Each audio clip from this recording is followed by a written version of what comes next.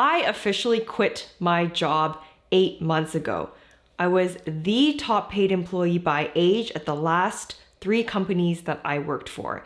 And I'm going to explain the reasons why I quit and what finally pushed me over the edge. I've been wanting to make this video for a really long time now, but when I quit my job 8 months ago, I still wasn't really sure if it's the right decision. And even today, I'm still not really sure if it's gonna be the right decision. And I don't ever think that waiting for the right time for it to be a right decision to make this video is the right decision. Did that make sense? That period of life when you're giving up old you and you're still trying to find new you is kind of dark and scary. And I'm still kind of in that zone right now. But I'm finally starting to feel a little bit like I'm finding new me. And by mustering the courage to make this video, I hope that it gives me some closure and allows me to move forward with my life. Because I've had some time to reflect, I've come to realize that this decision had far less to do with money than I thought. And the weird thing is, I didn't really have a terrible experience in corporate. I met a lot of people along the way that mentored me and helped me become the person that I am today. This video isn't going to be me telling stories about my experience or talking bad about people, but what I will talk about is the fact that I was just very unhappy.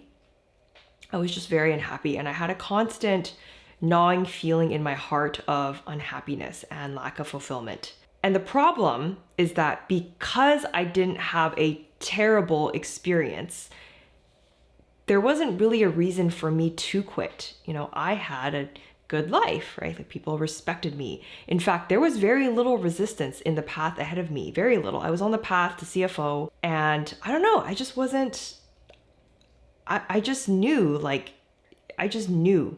knew deep in my heart that this wasn't it. It's hard to explain, but if I were to give an analogy, I think people understand.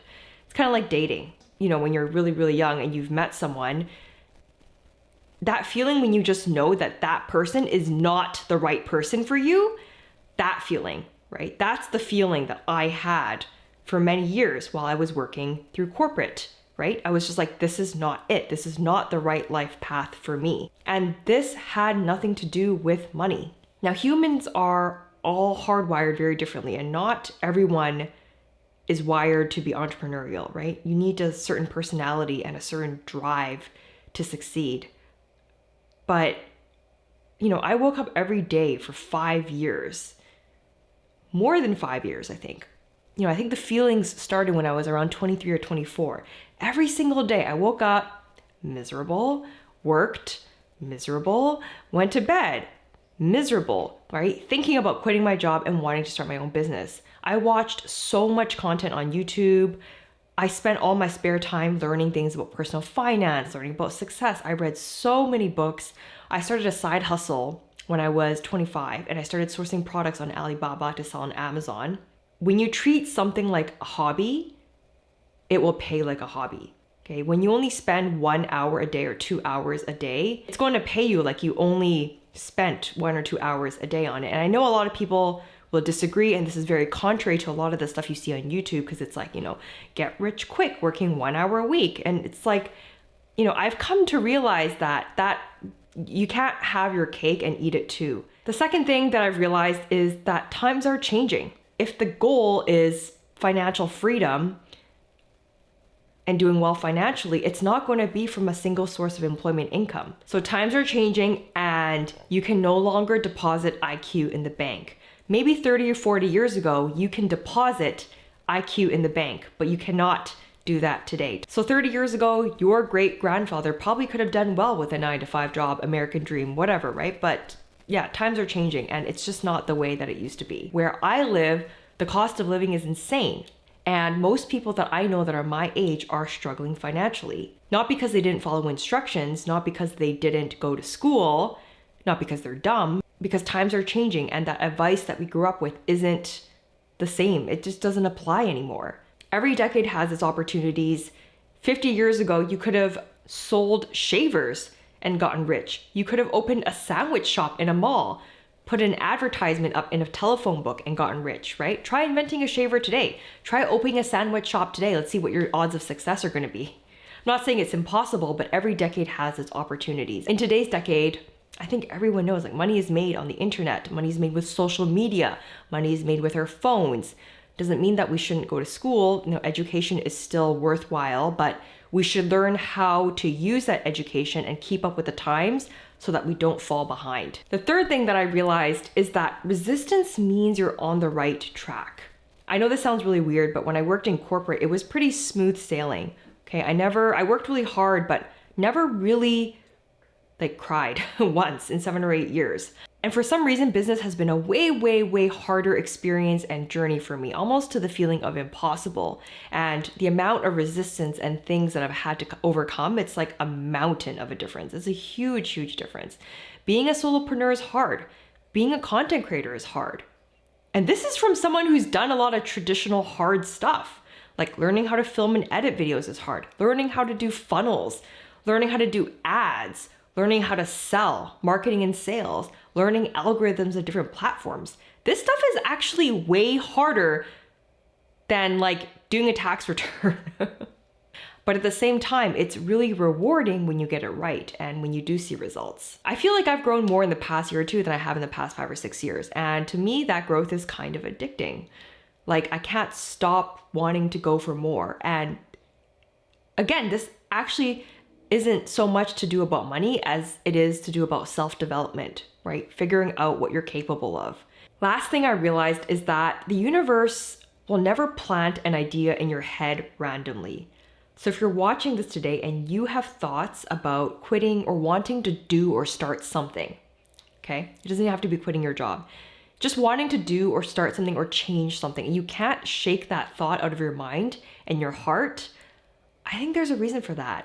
And I'm not an overly spiritual person or anything, but you know, if you've been wanting and thinking and dreaming for years about something, I don't think that's an accident.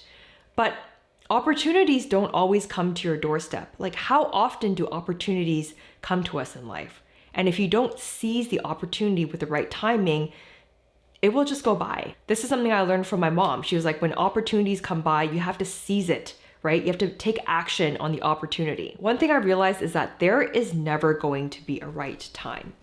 I had to go to Tony Robbins to quit my job, okay? If you guys look at my channel back in November or October or November last year, I went to see Tony Robbins. And the reason I went to see Tony Robbins is because I knew I had to make this decision and I had to literally pay to go see Tony Robbins so he would fix me. And I know it sounds kind of crazy, but that's Tony Robbins is like that. That event basically pushed me over the edge. I actually made a video when I got back of talking about my experience about Tony Robbins, but I didn't mention the job quitting thing because, you know, I wasn't really ready to talk about it. That was the reason that I went, and that was the real takeaway that I got out of it. Along with Tony Robbins, this book kind of helped me push me over the edge in making my decision. If I could summarize this book, it's basically saying that quitting on time often feels like quitting too early. The right time to quit is actually when it feels like it's not the right time, if that makes sense. Making smart decisions about when to quit is one of the key skills that differentiates those who succeed in the long term from those who don't. That's why winners quit a lot. Really, really good book if you're, you know, in that kind of edge where you're thinking about quitting or kind of, you know, wanting to do something. It doesn't even have to be quitting your job, just wanting to start something new and make a change in your life. I highly recommend reading this book. I know you might be watching this today and, you know, be wondering, what's next? What about financially? What if this doesn't work out, right? And yeah, it might not work out, but what if it turns out better than I imagined? One thing I've learned in following a lot of other influencers myself on social media and reading a lot of books is that, you know, the difference between a successful person and an unsuccessful person is that a successful person feels the fear, but they do it anyways. You know, there are days when I'm still uncertain. There are days when I'm still scared. And, you know, people have called me a lot of different things. Some people call me crazy. Some people have called me brave, right? All humans live with a different narrative. And there's nothing you can do to change that, right? But if you're right about yourself and you're ready to take a a bet on yourself and you embark on the journey and you're right, you also get to live a life that other people can't even dream of living just because you're willing to take the leap of faith. One thing that did help me through this process is that I was able to build a 6-figure coaching business in this past year. Be having the money obviously makes things feel more comfortable. I've come far enough along to like have a little bit of confidence, even enough confidence to make this video, that like I think I can do this. You hear a lot of these entrepreneurs online say like, you can take everything away from me, right? But you can't take away my brain, right? You can't take away my brain and what I know and what I'm capable of doing. And so I think that's having that confidence that like, hey, like I actually can, go out on my own and earn a living by myself using my own skills. It's a really powerful feeling. If life presents you with an opportunity to take action on something, to go change your life and do something you've been thinking about for a long time, you gotta go do it. You just gotta go for it. You only live once and you don't wanna be left wondering or in regret. You can never control the outcome. All you can do is control your own actions. And so I promise myself that I'm gonna show up for myself every day. I'm going to do all the things that I promise myself that I'm gonna do. So like my daily checklist, my schedule, my routine, like I'm gonna stick to those.